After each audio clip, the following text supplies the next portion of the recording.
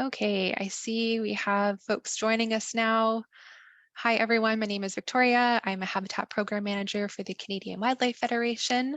Thank you for joining the third and final installment of our winter webinar series for this year. We're really excited to have you. We've had such a great season so far. And just as people are coming online, I'm just going to begin with a few housekeeping activities, and then we will get started. So if you're having any audio troubles, just check your audio settings, ensure that your headphones or your speakers are connected. If you're having any technical issues, you can send us a message in the chat. All that should be in a black bar at the bottom of your screen. We're also using the Q&A function today to ask questions. So if you have questions throughout, I encourage you to put them in the Q&A so you don't forget them so when they're at the top of your mind. But we'll have a specific time at the end of the presentation today to go through those questions. So actually, just as people are still joining, maybe we can put in the chat to introduce ourselves to get to know who else is on the call. So feel free to include maybe the organization you're joining from, maybe why you're joining today, where you're joining from. Like I said, for those who are just still coming on, my name is Victoria. I'm a Habitat Program Manager at the Canadian Wildlife Federation for our Rights of Way as Habitat program. I'm located in Ottawa, in the nation's capital, on the unceded and traditional territory of the Anishinaabe Nation. If you know the native land that you're on, feel free to add that too. There's a really great website that I'll put in the chat if you don't know it, and you can take a look at that later. But without further ado, I'm just going to introduce our program a little bit. So I mentioned rights of way. So when I'm referring to rights of way, I'm talking about what you see in this picture. So utility, transportation, and energy managed lands. So this could be roadsides, this could be under hydro corridors, under solar arrays, wind farms, or even railways or recreational pathways. And so in our program, we work collaboratively with land managers to restore breeding and migratory habitat for monarch, but also other pollinating species, because it offers a really uniquely beneficial opportunity where monarchs and pollinators already use this habitat and it already needs to be managed by these land managers. So we do this in a multitude of ways. We have a national network, our Rights of Way as Habitat Working Group. This is a Canadian chapter off of the US chapter, if you know of that one. And that's where this webinar series has come from.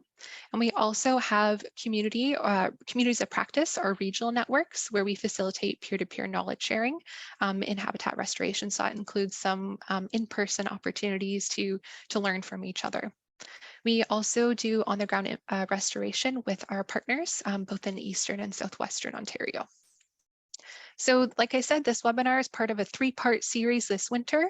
I have the recordings from the other sessions if you were not able to join, and I will send those out with the recording of this session today by email. It'll also be on YouTube, on our YouTube page, on our webpage, and we also have a LinkedIn group, and I'll include a link to that in the chat in just a moment as well. And just to stay tuned, we will be having our annual workshop announced shortly, so just stay tuned for the actual date, but it'll be in the fall of 2023. Okay, and just before I introduce our guest speaker today, I want to do a little poll. So today our guest speaker is going to be talking about some different vegetation management techniques that are used, and some of these fall underneath passive restoration. And when I say passive restoration, I'm referring to a more hands-off approach to restoring habitat for pollinators. And so this could include reducing your mowing, or involving the timing and frequency, or also reducing your herbicide spraying. And what I would like to know is if your organization partakes in this passive restoration. Maybe it's just on some corridors, maybe it's on all of your corridors, maybe you don't because there's barriers to passive restoration for you, or maybe not yet. Maybe it's something you're planning to do this spring or in future years. So go ahead and fill out that poll. And I see lots of responses. And while you're finishing that, I'd like to introduce our guest speaker that we have today, and that's Sam Glinsky, a Vegetation Specialist from the Texas Department of Transportation. And Sam's primary duties involve overseeing the agency's enrollment in the Monarch Candidate Conservation Agreement with Assurances. That's the Monarch CCAA, so you hear more about that today. and also assisting in management of the agency's herbicide mowing and native seeding programs. And across these disciplines, his main focus is improving the agency's integrative roadside vegetation management and to provide better habitat for pollinators, wildlife, native plants, and doing all of this while keeping the traveling public safe and the roadside beautiful. So I'm going to end the poll there. Thank you all for responding to that. And I'm going to hand things over to Sam, and just give me a moment, just some patience while I figure out how to stop sharing my screen. That's pause sharing. Where's end sharing? Stop share. Okay, there you go. Sam, you should have access now to share your screen. Sounds great. Let me go ahead and I will put this up, get my title slide going.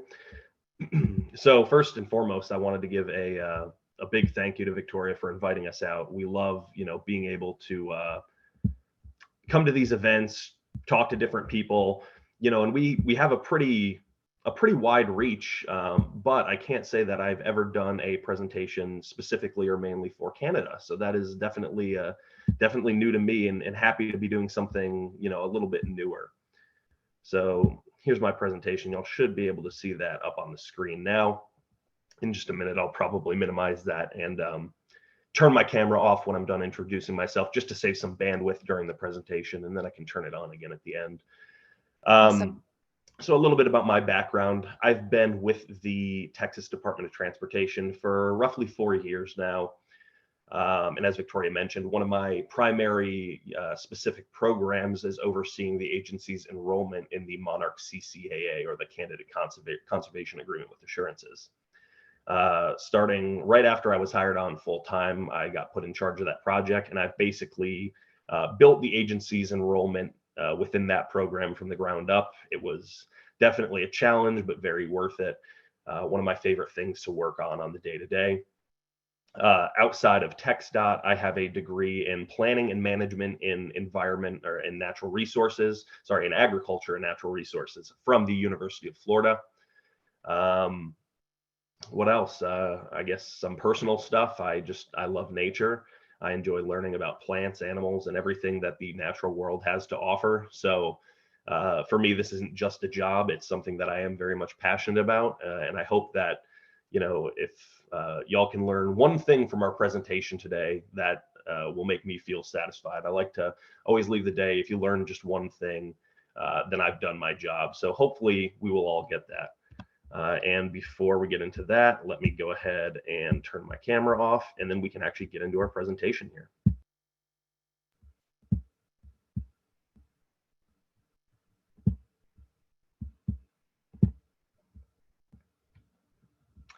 All right, so again, I'm with the Texas Department of Transportation, and I'm with the maintenance division, overseeing a lot of our different maintenance activities on a statewide level and providing support out to the field.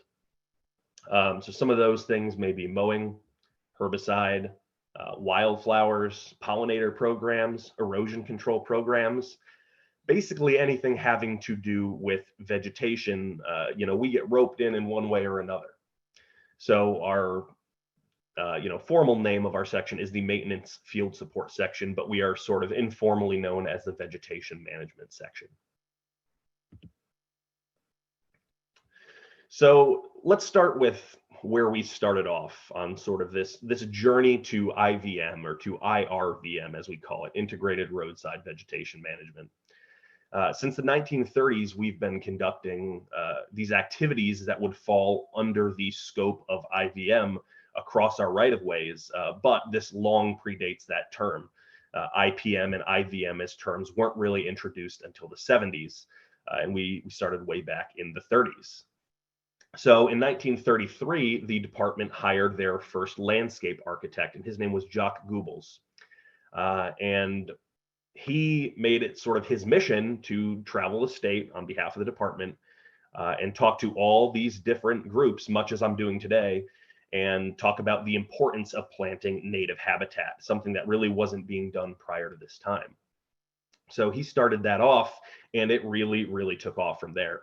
So in 1937, there was a memorandum released all the way from the top, the director of the department. Do not mow until the wildflowers have gone to seed. They wanted to make sure that every single year our wildflowers would come back, and allowing them to go to seed and naturally repopulate our right-of-ways is one of the best ways to do that. There are many other things we do as well, but that's definitely one of the easiest things you can do. Just let your wildflowers seed out, let them repopulate naturally. And that's another key part of our program. It's that everything we do is intended to be regenerative. We want to manage our right-of-ways in a way so that they can manage themselves and reduce our management costs in the long run, and also just provide better habitat, more beauty, everything that comes along with that. So this all started way back in the 30s, and we still follow these principles to this day. Here's some more pictures from way back in the day, far predating my time, but just some interesting historical imagery. I have a lot of pictures in the presentation too. Some of them are historical like this, but many of them are pictures that were taken recently from our right-of-ways, just sort of showing off what we're doing and what we have out there. So to give you a little background on our maintenance, what do we do in our maintenance programs? Well, number one, we promote safe and efficient travel. Number one priority for TxDOT is always safety, whether that be safety of us as employees or the traveling public. So promoting safety is always our number one goal. And across the state, we have about 1.2 million acres of roadway and right-of-way that we manage, with about 800,000 acres of manageable land. We'll usually refer to this as manageable or mowable, basically 800,000 acres of green area. And our wildflower program is one of the keys to the management of our system, because all of these other programs I talked about, mowing, herbicide, erosion control, they all somehow fall under the guise of that wildflower program. They all come back to supporting our wildflower program, and the wildflower program is what started it. The wildflower program was around long before even some of our other conservation measures and activities that we're doing on our right-of-ways. So it all goes to tie back in. And there's benefits as well. It's not just that, okay, it's beautiful, but we also can reduce costs of management on our system. We can beautify the roads. And in Texas, we get a ton of money brought into the state from what we call ecotourism, people coming to see the wildflowers. So it's an important part of the local economy as well. And we also want our roads to blend with local surroundings. We could absolutely go and, overseed thousands and thousands of acres of non-native wildflowers, and it would still look beautiful. But the nativeness of our roadsides is a very important part to us, making sure that things are native, they support the local environment, they support our pollinators, they support, along with our pollinators, all of our crops, our agriculture, all this stuff ties back in. And again, another key is that preservation leads to propagation. This is what I was talking about with our regenerative system.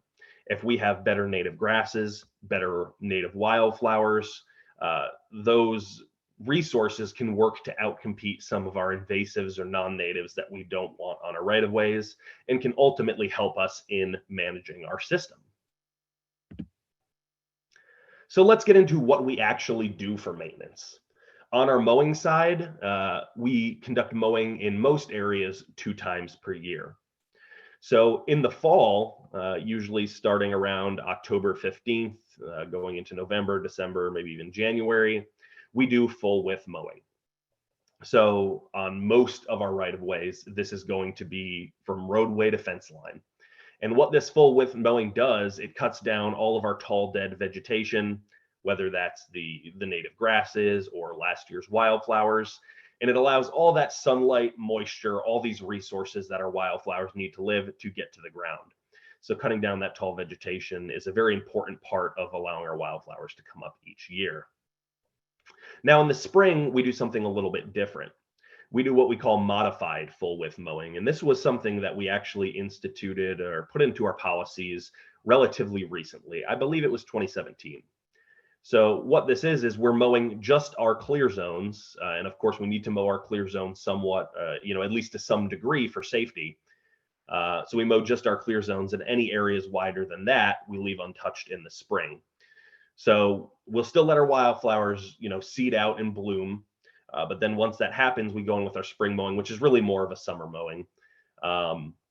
to cut that area down, but we leave some of that taller vegetation off in the right of way. This allows a different, a different selection and diversity of wildflower species and native grasses to continue blooming throughout the summer into the fall, when eventually everything will go dormant. We do also have some additional strip mows in areas which are typically thinner than that, and those are always sort of just built in for safety. And what are the benefits of proper mowing? And I guess proper mowing is a fairly subjective term. But when we say proper mowing, we mean sticking to our program. So in our program, the proper mowing allows us to preserve the integrity of our roadways. We do need to mow somewhat. We need to manage our vegetation because, of course, if you don't manage vegetation at all, you will end up with all kinds of issues. Vegetation encroaching on your roadway, causing line of sight issues, sight distance, causing a huge safety hazard, destroying the structural integrity of the roadways, lots of different issues that could occur. But if you time your mowing correctly and you do your mowing, in a way that is conducive to your native plants, you can enhance your wildflower production. You can enhance the growth of native grasses. And of course, through your wildflower production, you help preserve your pollinators. They need those nectar food sources on our right-of-ways because the right-of-ways are a major point of food source for them, which allows them to continue their lives, which in turn helps pollinate all these other plants as well as our agricultural crops, and the circle keeps on going. So to get a little bit more into the fine details of the program, number one, we have our memorandum, don't mow until the wildflowers have set seed. In our modern day, what this has translated into is delay your mowing until at least June 1st. By June 1st, across the state, on an average year, our wildflowers have already bloomed. Down in South Texas, they've been bloomed for quite a while, and they're probably not blooming much anymore as it's getting warmer down there. But we make sure that we delay that so that our wildflowers can set seed and come up next year. As for our mowing heights, this is something that is very important to our program, because if you mow too low, you will destroy your native grasses. It's not like turf grass or even grasses like Bermuda grass where they can come back, very resiliently to that mowing. With our native grasses, the more of that crown you cut off, the more you're going to stop the growth of that root system and stop the regrowth of leaves on that plant. So we use a 7-inch minimum mowing height in our rural areas. This allows our native grasses to, continue growing very quickly without permanently damaging them. And we use a slightly lower 5 inches in our urban areas. Again, for safety, number one, and also because we do have different environments in our urban areas. We do 2 mowing cycles per year with that additional strip mowing allowed. And then we also have a lot of BMPs built into all of our mowing contracts. And in the case of TxDOT, all of our mowing is contracted out. So we have BMPs built into those contracts to stop the spread of invasives.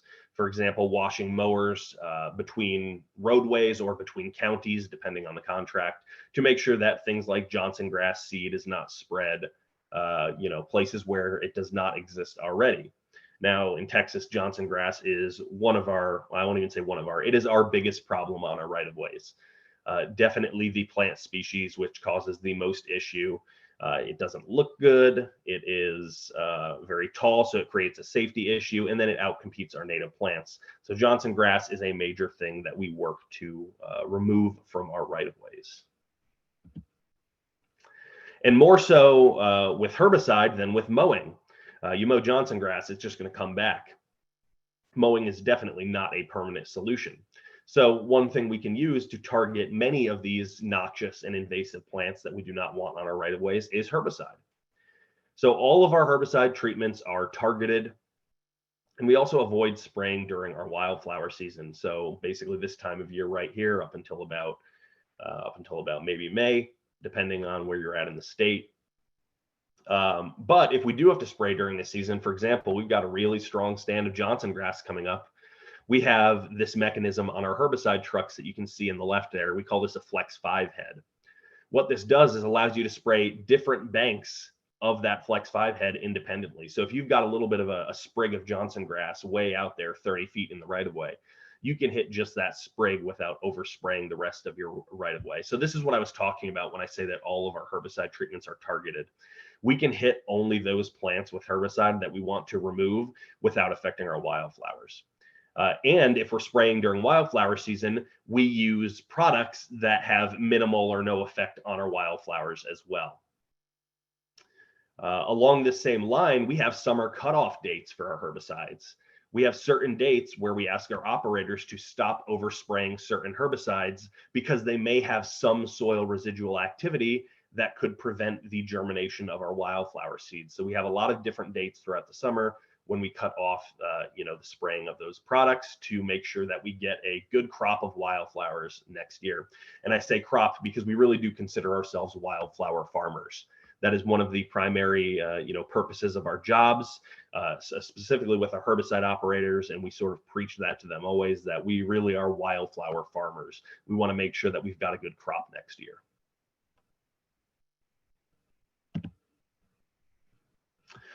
So all the products in our spray program are also tested by us. Of course, they have to go through a lot of testing to get approved for use in the United States through the United States Environmental Protection Agency. Then they also have to get approved by TDA, the Texas Department of Agriculture, but we also test them independently, not necessarily for a legal reason, but because we want to make sure the products that we're using work. Make sure these products are not going to damage our wildflowers significantly, depending on when they're going to be used, and testing various other factors. So they're all tested by us in-house, and we only have 14 products that we use. And that is actually a very, very minimal amount of products. There are many other DOTs which will use hundreds of herbicides. We test all of ours in-house, and we have a very, very select few that we spray on our right-of-ways. We also have all of our operators trained annually. Now, technically, all of the herbicides we use are general use products. So these operators would not have to be licensed legally to apply them, but we go above and beyond and make sure that all of our operators are receiving training each year and are licensed for a higher level of accountability and understanding of our program, because it's very important to us that they're able to conduct their operations in a way which supports our overall program. In this training, they get trained to make precision spot applications. And the only widespread non-selective application that we use would be for our edge of pavement. We don't want any vegetative growth on the edge of pavement because that could damage the structural integrity of our pavement. So right along that edge, we use our non-selective applications. Every other application we make is selective, whether that be with the herbicides used or with the operator's selectiveness when spraying.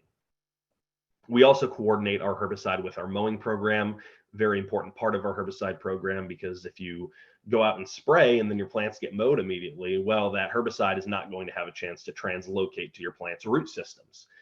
So it's not going to have an effect.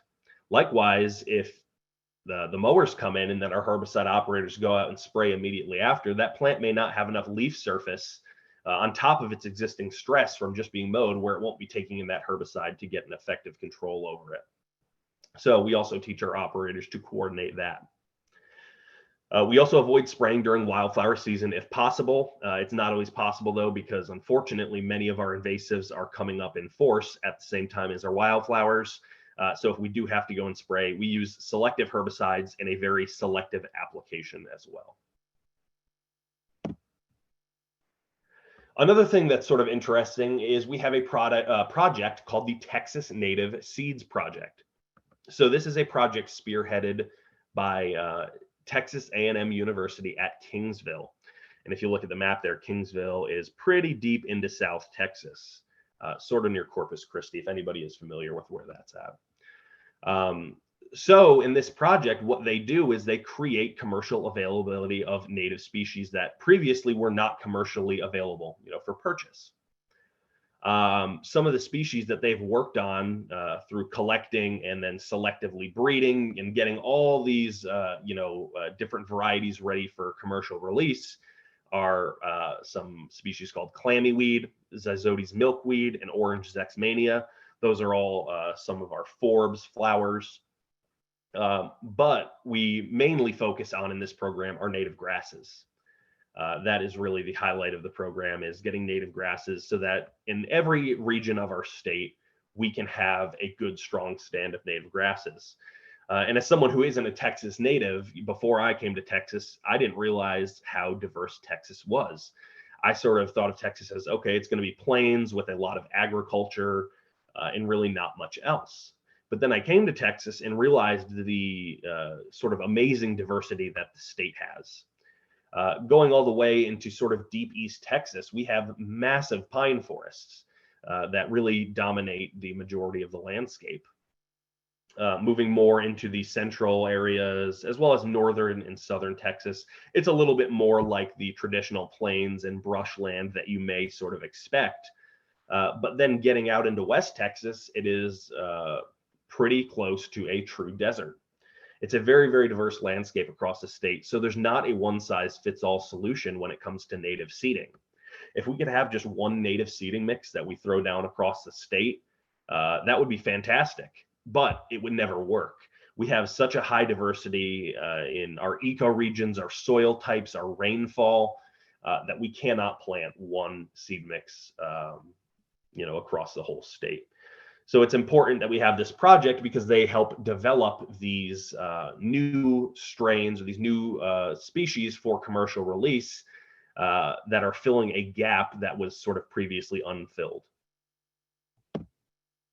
So here's one example of a native seed plot. I believe this is whiplash pappus grass. And this was a plot being grown out in West Texas, again, to hopefully create that commercial release. And this is one of our sort of important ones, because when we think about West Texas desert, it can be more challenging than many other places to get things to grow successfully. So working on some of those West Texas species can always be interesting. But again, this is not, TxDOT is involved with the project, but it is spearheaded by Texas A&M University at Kingsville. So talking about our native seeding, I just mentioned how we don't have a one-size-fits-all solution. We have to be able to have different seeding in different areas. In the case of TxDOT, we have 25 different districts that the state is broken up into. And how that structure sort of works is there are different regions of the state with a certain subset of counties that fall within that district. And at the top of each district is a district engineer. For lack of a better terms, he's sort of like the king of that castle. He has sort of the final say over the operations of that district. But myself, being based out of a TxDOT division, we sort of not really oversee the whole state, but we support operations on a statewide scale. So that being said, we develop these seed mixes, these revegetation seed mixes for all of our different districts. So when a construction project is coming to a close, per our federal regulations in the US, we need to get 70% ground cover of plant species on that project to be able to close the project out, and that's stormwater regulations. So it's very important that we can actually get things to grow, because if we can't get anything to grow, then we really can't close that project out. So we develop all these mixes for our 25 different districts. Here is just one example. So we have, I believe it's actually 100 total seed mixes, because we have actually, no, it's 200 total seed mixes. We have permanent and temporary seed mixes. Temporary seed mixes are just to hold the ground until you get permanent seed mixes down or until the project concludes. This is an example of our permanent seed mix. So we have one of these for each district, but in fact, we have two of them for each district, because we have a mix primarily for sandy soils and a mix primarily for clay soils. So in this case, our Waco district, and Waco is sort of central-ish Texas, north of Austin, south of Dallas-Fort Worth, sort of in the middle of the state. So in these seed mixes, one thing that I always like to point out is that even though our requirement is that we need to get 70% ground cover, it doesn't say anything about forbs, wildflowers. We do include those forbs in our seed mixes. So if you look at the bottom of the mix, you'll see awnless bush sunflower, Illinois bundleflower, Engelmann daisy, purple prairie clover. And then over on the other side, we have some of those as well. But in addition, we have partridge pea. So we have those forbs and those pollinators. Many of them are also legumes in our mixes to help with that revegetation, on top of all these different native grass species. And when we put this revegetation down after our construction projects, the ultimate goal is to support native grasses and our pollinizer species, as well as our pollinators that are utilizing the right-of-ways. Some changes we made recently for our 2024 seeding spec. We are using 0 Bermuda grass in our rural plantings, and that will officially make our rural plantings 100% native. Prior to this, we really didn't use very much Bermuda grass, if at all. I'd say we were probably 99% native, but now we are officially 100% native on those seeding specs in rural areas. We also have some of those forbs that I mentioned included in all of our rural seeding mixes. Prior to this, we did have forbs in almost all of those rural seeding mixes. However, there were some districts where we maybe didn't have a great species for planting that was commercially available at a reasonable price for revegetation seeding. Now we'll have at least one forb in every single one of those rural seeding mixes. And this helps just provide, again, pollinator resources as soon as that construction project is finished. So I talked a little bit about our wildflower program, but I sort of talked around it, talking about how everything ties back into it. But what are really some of the goals of our wildflower program? Well, there's a lot of beneficial effects from our wildflower program. Number one, if we seed our wildflowers, we're promoting our pollinators. We're also beautifying our roadways. And in beautifying our roadways, we can increase our ecotourism, which again increases revenue to the state. But our wildflower program doesn't only include what we might consider traditional wildflowers. For example, Texas is famous for its bluebonnets, state flower of Texas. But we're not just planting bluebonnets. We're also planting some more non-traditional things, or things which may not be considered wildflowers. One example is clammy weed, which you can see on the right, and that was one of those releases from the Texas Native Seeds Project. It doesn't necessarily look like your traditional wildflower, but it is an extremely, extremely good pollinator species. It doesn't get overly tall to the point where it's not going to cause issues on our right-of-ways. And they call it clammy weed because if you rub some of it on your fingers, it smells like clams. And it is definitely true. Very, very interesting plant there. And then we also have milkweeds in our seed mixes.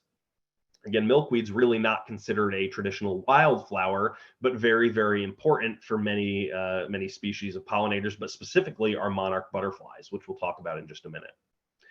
But again, another key point of this program is we're not just focusing on wildflowers. We're focusing on all of our beneficial species, including grasses, wildflowers, and other forbs, and in some cases, maybe even trees and brush where they don't present safety issues.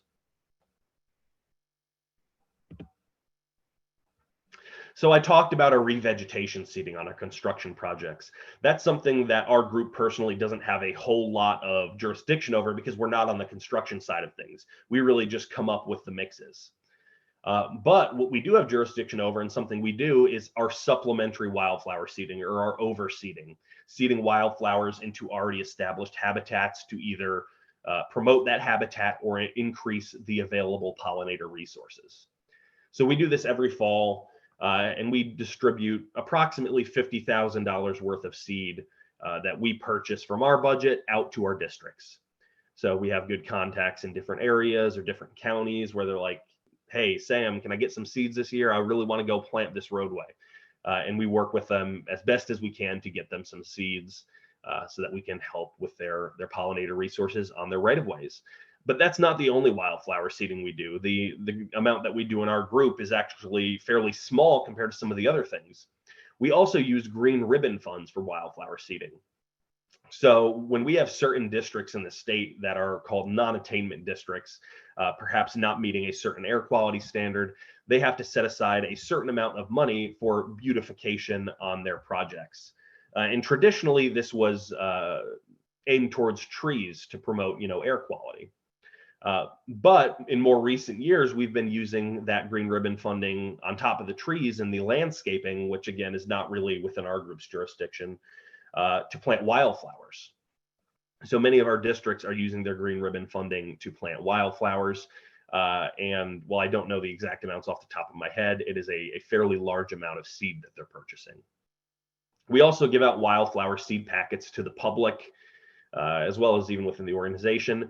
We order thousands and thousands of these seed packets every couple of years. We get a big bulk order in with many, many, many huge boxes. I'd say probably around 40 to 50,000 seed packets. And we hand these out at different talks we do. So if I was presenting to y'all in person, I would have some seed packets for you. But we have our pollinator mix in there. What's exactly in there just depends on the year and what's commercially available. But it's all going to be native. It's all good pollinator species.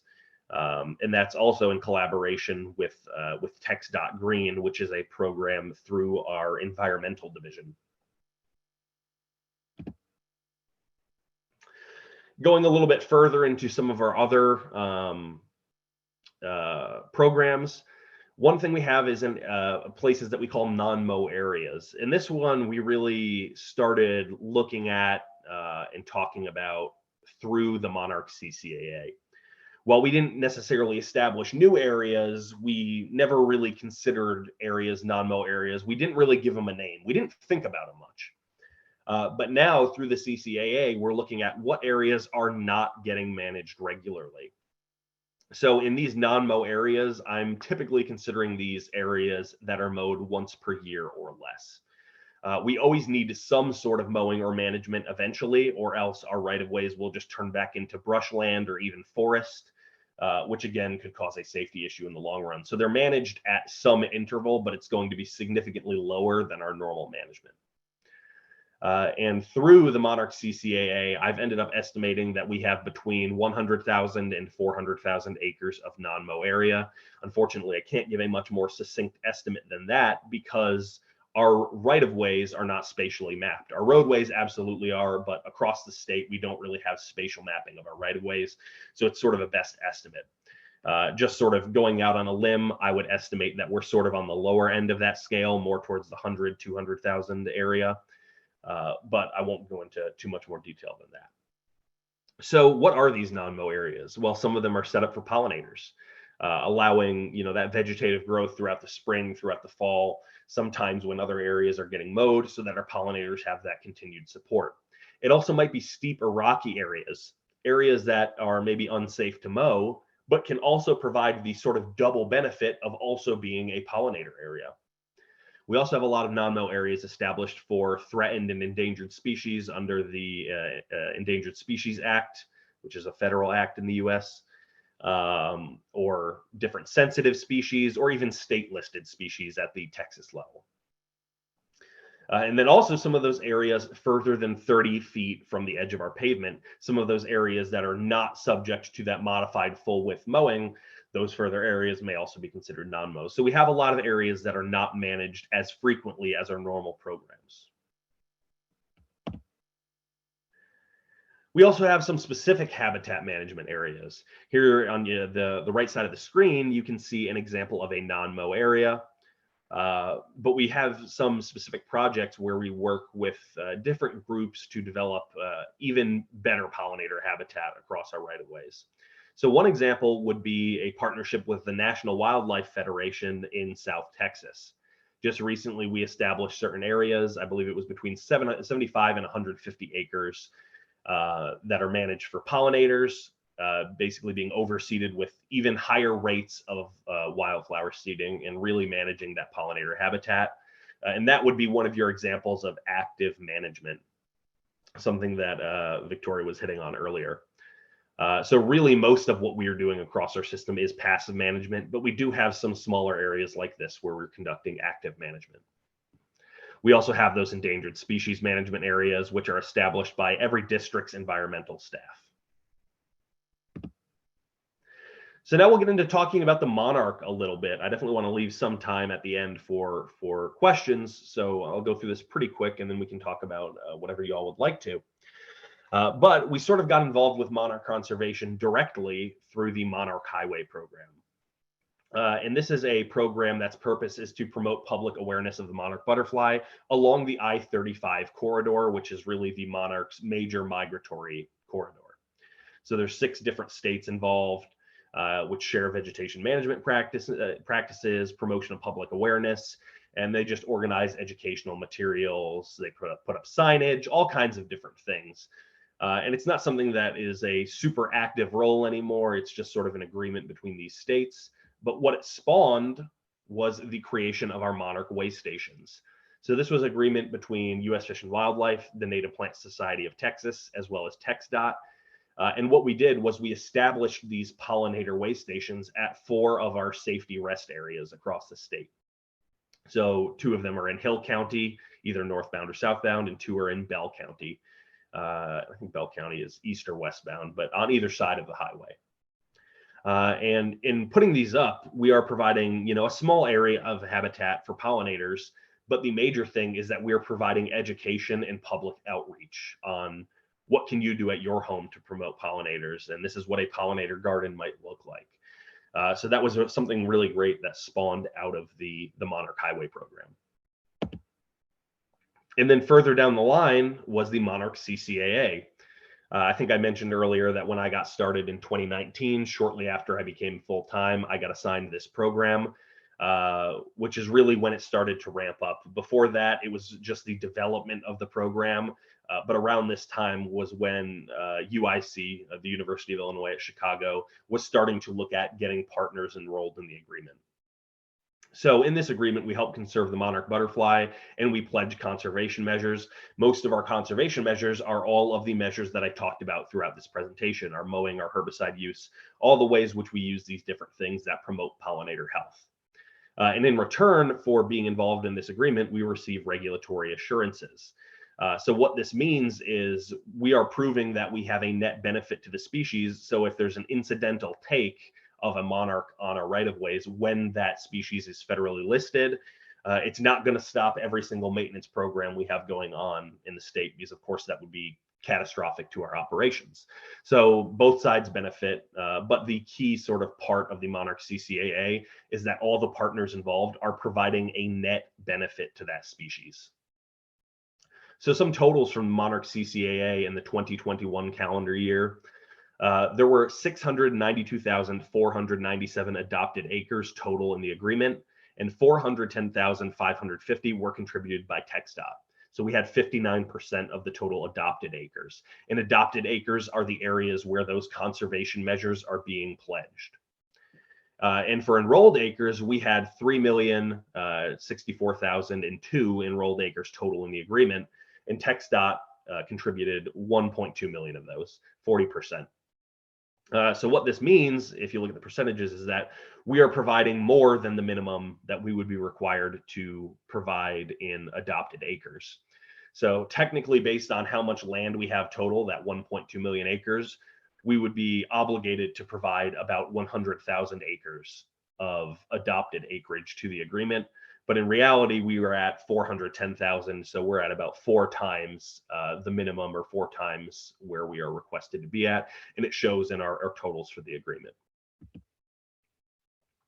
One thing I was asked to talk about is monarch roadside mortality. And unfortunately, I may not have a lot of great answers for you, but I can give just a little bit of a background on it. So traditionally, not necessarily just in relation to monarchs, but insects and pollinators in general, it's somewhat understudied. And why is it understudied? Well, there's probably a million reasons for that. But one of the things is that the industry consensus is that pollinator plantings provide a net benefit. So yes, in planting pollinator species next to the roadway, can you potentially increase the take of some pollinators? Yes, but you're going to do more good in the pollinators you're providing resources for, and the amount of eggs that are being laid and new pollinators that are being bred through your right-of-ways than the ones that are potentially being killed. So that's sort of just a general industry consensus. And I do have a little bit of reading at the end of the presentation if you want to look deeper into that. One thing I've also noticed throughout some of the studies that have been done is that mortality is linked much more heavily to location than quality of habitat. So in that monarch roadside mortality, It has a lot more to do with the migratory pathways of the monarchs than it does the quality of habitat adjacent to the roadways. So for example, in their southward migration, there are some areas with very high instances of roadkill that have very poor pollinator habitat. But there are also instances of high roadkill in areas where there's very good pollinator habitat, as well as places in the middle. So it's going to be much more linked to where those monarchs are migrating than the actual quality of habitat there. That's not to say that it doesn't have some effect on it. It absolutely has some effect, but that's sort of one of those things, again, that could use a bit more studying. But overall, transportation right-of-ways are a huge source of habitat. And the key that I always go with when talking about roadside mortality is it is a general industry consensus that there is a net benefit. That's sort of the principle that the CCAA operates off of. That's a principle that most roadside habitat managers who conduct pollinator conservation work off of. So just all in all, until there's something that shows otherwise, the net benefit is very, that's what we work with. And I have a study done on that, just linked at the end of the presentation. I'm not going to go into the details on that study, but it would be great reading material if that's something you're interested in and want to look up. Another thing I was asked to talk about, and I'm going to wrap this up pretty quick here so we have a few minutes for questions, is cost benefit analysis, the cost and benefit of traditional practices versus IVM practices. And it's hard for us because we don't have any cost data from prior to integrated vegetation management, because whether it was named at the time or not, we really have been doing most of this since the 1930s. So that old cost data is long gone if it was ever saved at all. Not to mention that it wouldn't be accurate anyways due to inflation, technology changes, and many other considerations. But again, a general industry consensus is that IVM saves money over traditional vegetation management in the long term. There's a higher upfront cost for equipment and supplies, but lower management cost in the long run. And again, native ecosystems are regenerative, so it's very important to support those. So here's just a little quick breakdown using our totals for our total costs for some of our programs now, and how that might compare if we were managing our programs as more of a traditional vegetation management program. So our mowing on average costs $40 to $80 per acre. That's on average, all inclusive, since it's all contracted out. Our herbicide overspray costs $2 to $16 per acre on average, plus the salary and benefits of our employees. So if you look at traditional vegetation management, where you'd have maybe 4 to 12 mowing cycles per year, you're looking at $160 to $960 per acre per year. Whereas with IVM, you might have those 2 mowing cycles, so $80 to $160 per acre per year, and then your 2 overspray cycles, which is $4 to $32 per acre per year. So our vegetation management total, our traditional vegetation management total, is $160 to $960 per acre per year. And then our IVM is something along the lines of $84 to $192 per acre per year, plus those salary and benefits. So while this is not necessarily a real world example, it's just meant to give you some idea of how expensive traditional vegetation management can be. It could be done a little bit less, it could be done even more. But using an IVM program generally does save money. Other factors: traditional vegetation management is typically less selective. It allows undesirable plants to propagate along with your desirable plants, and you're managing all areas when only certain areas need work. In that same light, it can be more time consuming, and if using in-house resources, you would need more people power. As far as IVM goes, it does require that upfront buy-in, and it can be harder to train staff, and you need a long-term commitment to see results. But once you've got that IVM program down, it can save you that money in the long run. And then I just have some wildflower pictures here. I'm going to flip through these pretty fast because this is the end of the presentation and I want some time for questions. This is one of our more historical images. All the rest of these were taken from our Monarch CCAA plots, which means that these pictures were from randomized locations. They're not, cherry-picked pictures of good areas. This is the actual realistic type of environments that we're seeing on our right-of-ways. That one on the right there is another example of one of our historical images. And there was that literature review that I talked about. It was just a literature review done for FHWA, the Federal Highway Administration in the US. It's not specific to roadside mortality, but it has some good information about it in there if you'd like to look that up. And that's what I've got for the presentation. I did put my email down there if anybody has any questions, but also we can take some questions now. I'm going to close out and stop sharing here. Thank you so much, Sam. I know that this was recorded and we're going to be able to share this after, but I was also, I don't know if you can see, I was busy taking my notes as well. Just really fantastic information there that I want to go back and reference and learn more about. So we have some questions that have come in, and feel free for everyone to include them in the Q&A, or I'll also go through the chat. I know there was a few there. One question and comment that we have is just recognizing the differences in seasons that we have in Canada, or even specific in Ontario than you do in Texas. And so one of the questions was just acknowledging that perhaps the annual full width mowing is probably not desirable in Canada, which definitely makes sense. And so I just wanted to acknowledge that, and also acknowledge for our attendees that we at the Canadian Wildlife Federation have developed a mowing map that can assist in looking at the timing and the frequency of mowing in support of monarchs. So again, recognizing in Texas, the time of the monarchs going through is different than what we have here. I think if I'm correct, Sam, I think the monarchs are going through Texas right now after they're overwintering in Mexico, and we'll start seeing them later in the spring and early in the summer. So I'm also going to maybe actually just in light of that, I'm going to ask, let's see where this question was here. Okay, there's lots coming through. Hold on. Okay, they're moving so quickly in the chat. Okay. There we go. I can see them now. I posted the source of that literature review, by the way, so that's in the chat as well. Awesome. Thank you.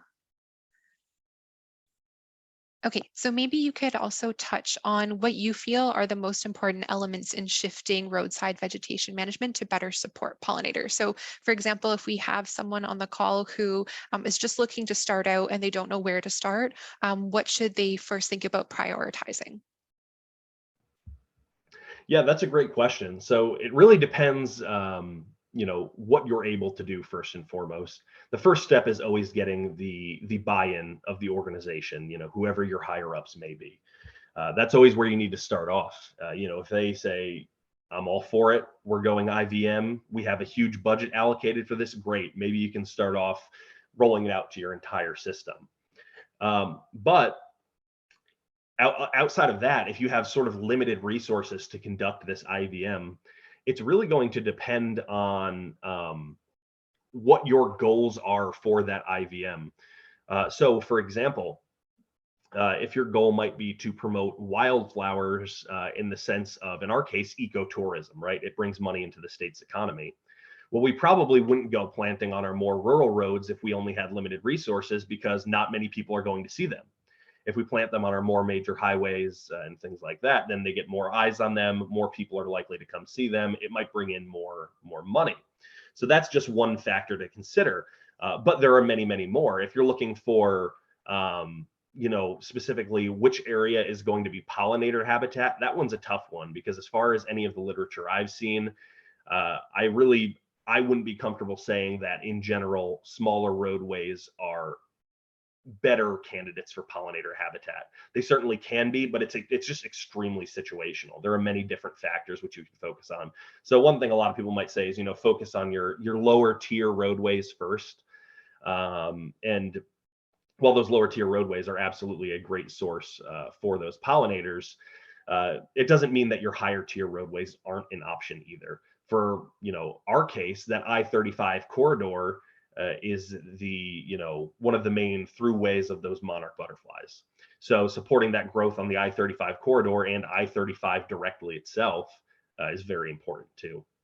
So there are just too many factors, I think, to really comment on a broad scale what's the best place to start. It's something that's going to be very specialized, but the first step is always getting agency buy-in. Try to do a cost benefit analysis for your own agency.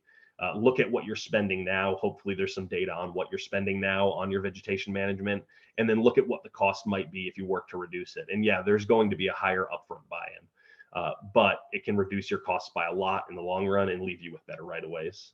So I don't know if I answered that, but that's what I've got for you.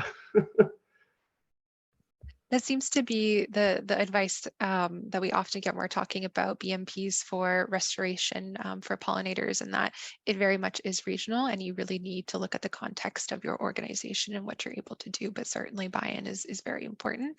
And also to touch on the cost analysis point, the US counterpart of the Rights of Ways Habitat Working Group, they are currently in the process of collecting materials to do a cost benefit analysis. So hopefully that will be available in the somewhat near future, and we'll be sure to distribute that to all of our partners and those who have attended our webinar today.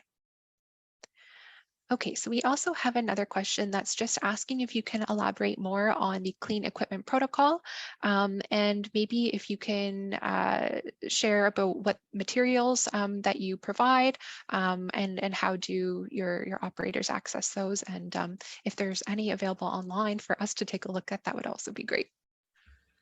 Yeah, so when it comes to cleaning equipment, that's primarily in relation to our mowers. It's built into all our contracts that they either have to clean their equipment between going through different counties or through different roadways. It just depends on the district and the contract. And how that's sort of enforced is through our contract inspectors going out and checking on that. I'm not going to say it happens 100% of the time, but in an ideal world, it does where it's built into the contract. So we're always working to better that. But yeah, we try to wash all of our mowers as best we can just to prevent the spread of that seed. And really, this ties back in mainly to Johnson grass for us. There's not a whole lot of other species that I'd be super worried about with the spread of the seed on the right-of-ways, at least from the mowers. But Johnson grass is going to be the big one on that. As far as our operators going to sort of the herbicide side of things, we give a lot of different resources to them. We have a herbicide operations manual in-house. We have a record book for the record keeping. Since they're licensed, they are required to keep records. We have a label sheet and a safety data sheet of all their different labels that they may use. While it's sort of not necessarily the exact labels from the products they're using, it's more of just a quick reference. We always preach to them, you need to actually read the labels on the product you're using because that's the law. Other resources, these trainings are really the main one. I shouldn't say these trainings, but the trainings that we conduct for them is really the main one.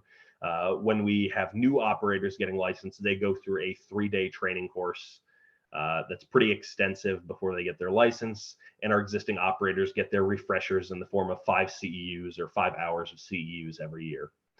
As far as what's available to the public, I can pull up our public facing website, and I'm not sure exactly what's on there at the moment, but I will pull up a link to our division and what resources we share, and then I can post that in the chat. That is super helpful. And also to touch on that question, we previously had a guest speaker from the Illinois Department of Transportation, and their folks use leaf blowers on the back of their equipment for cleaning. So it's nice to hear different approaches to equipment cleaning to prevent the spread of invasives. Okay, and so I'll look for the next question while you're typing, and no worries, we can also share that later, Sam. If you don't find it, I can include that in the email with you recording. Yeah, for sure.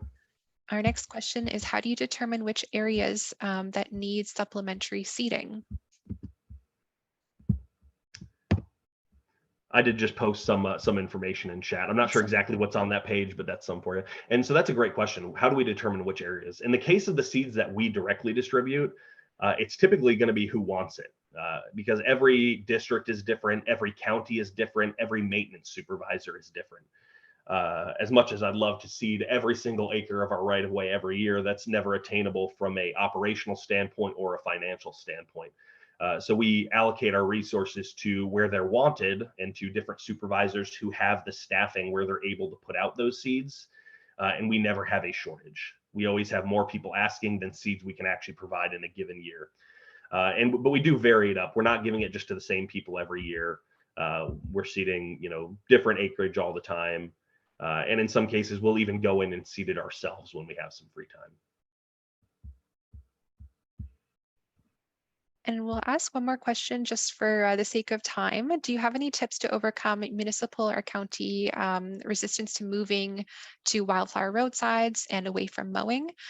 This person in particular lives in a very ag-heavy region with a lot of crop lobbying, and their issue with invasives is mostly wild parsnip, and I would echo that in Eastern Ontario. That's definitely a big issue.